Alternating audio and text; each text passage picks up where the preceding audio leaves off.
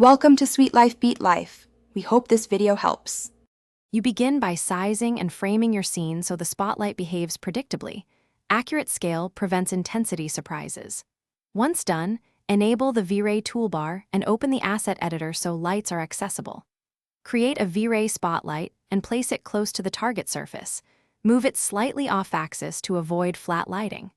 You want predictable fall-off and correct shadow placement, which is why early positioning matters. Make small adjustments, now rather than big fixes later.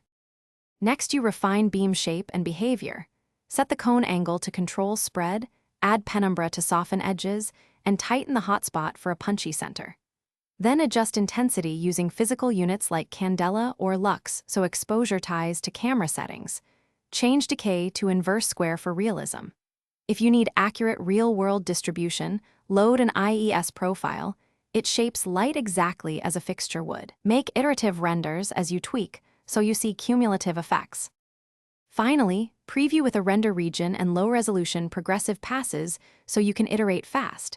This saves time and reveals problems early. Fine-tune shadow softness by adjusting the light size and enable contact shadows for crisp grounding.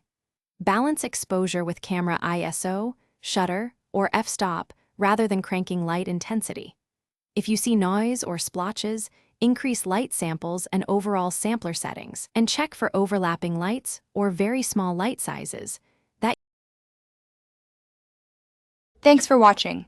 Consider subscribing if we helped you.